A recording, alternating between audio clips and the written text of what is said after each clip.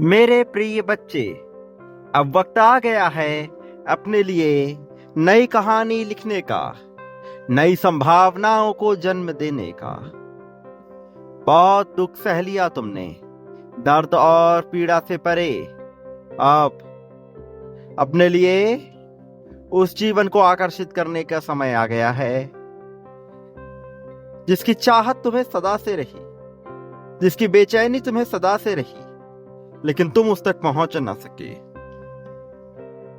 कभी परिस्थितियों के तले तुम दब गए, कभी सामाजिक बंधनों के तले तुम दब गए, तो कभी अपनी परवरिश के चलते, और कभी उचित ज्ञान और समर्थन न मिल पाने के चलते तुम दबते चले गए अनेक तरीकों से। लेकिन अब वह दिन दूर हो गए जब तुम्हें समर्थन नहीं मिलता था। अब नई राहें प्रारंभ हो रही हैं, तो समर्थन भी स्वतः चलकर आएगा। इसी कारण से आज तुम्हें यह दिव्य संदेश भी प्राप्त हुआ है, तो इसकी महत्वता को समझते हुए इसे स्वीकार करो, इसे पूर्णतः सुनने की चेष्टा जाहिर करो। किसी भी परिस्थिति में, चाहे अच्छा हो या बुरा, इसे बीच में छोड़कर जाने की भूल बिल्कुल भी नहीं करना। प्रिय बच्चे, जीवन सार्थक होता है जब मनुष्य आत्मविश्वास से भरा होता है। फिर चाहे उसके पास अभाव ही क्यों ना हो, उसका जीवन उसे बेहतर नजर आता है। लेकिन जब उसका जीवन उसे बेहतर नजर नहीं आता, तब उसके पास चाहे कितना ही कुछ क्यों ना हो, वह खुशी को महसूस नहीं कर सकता। तुमने देखा होगा, जाना होगा कि बहुत से ऐसे लोग हैं जिनके पास अरबों की संपत्ति, करोड़ों का धन, प्रेम करने वाले लोग, सुख सुविधा के, सहजता के सारे वस्तु में मनुष्य उपलब्ध होने के बावजूद उनके मन को शांति नहीं। भले ही उनमें कितना कौशल क्यों ना हो, कितने ही वे अपने कौशल में प्रवीण क्यों ना हो, फिर भी उनका मन शांत नहीं।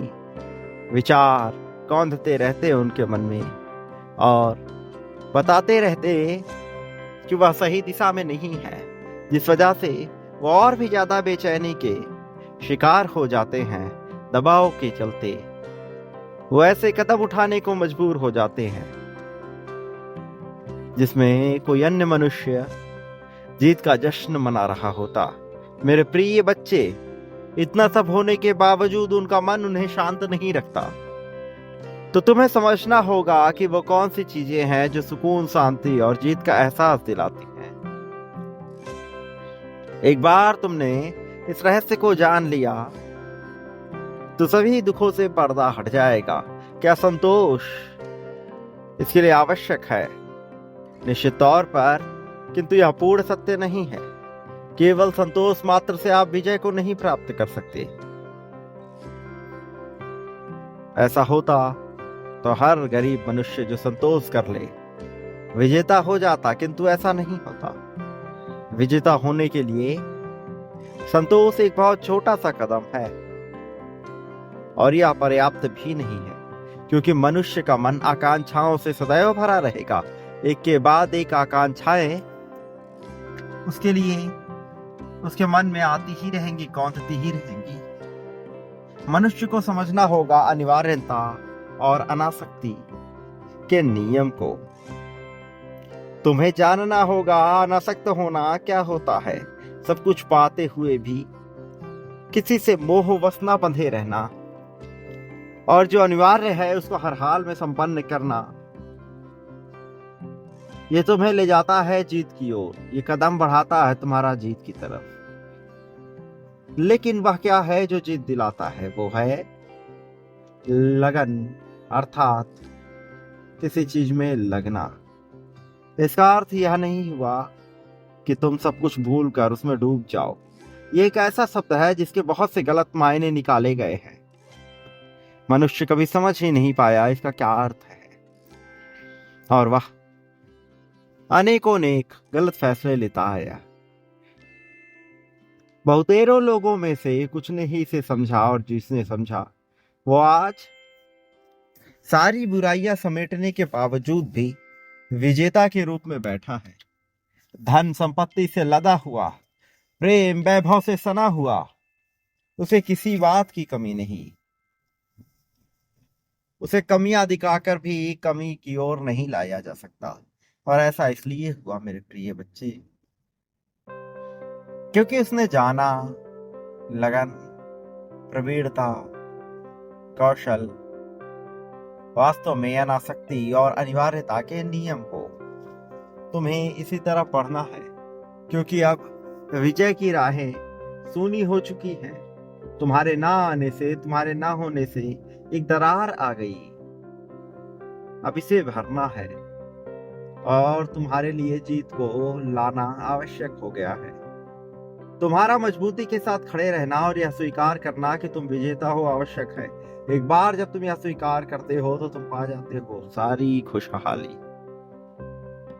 तुम उसी ओर तो हो, बढ़ तो रहे उसी तरफ, कदम बढ़ चले तुम्हारे जीत के लिए मेरे प्रिय बच्चे। आओ, स्वीकार करो, प्रारंभ करो और इस जीत को अपनाने को तैयार रहो।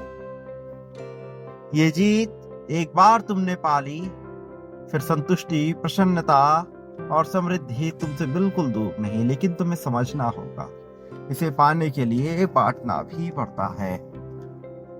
प्रेम, धन, संपत्ति, समृद्धि मनुष्य जो चाहता है पा सकता है, किंतु बांटना पड़ता है मेरे प्रिय। इस कलयुग में यही है जो धर्म के साथ है मेरे प्रिय। बांटना पड़ेगा। प्रेम, धन, संपत्ति, समृद्धि, खुशहाली, विजय, ताकत, इच्छाओं, कामनाओं, वासनाओं, आकांक्षाओं की को तुझे बांटना ही पड़ेगा मेरे प्रिय। तो बांटने से परहेज करो और आभार व्यक्त करो अभी इसी पल में, क्योंकि जब तुम आभार व्यक्त करते हो तो संभावना निर्मित करते हो कि सारी जीत तुम्हें हासिल। आभार व्यक्त करते हो तो संभावना निर्मित करते हो कि खुशहाली तुम्हें हासिल। प्रिय बच्चे,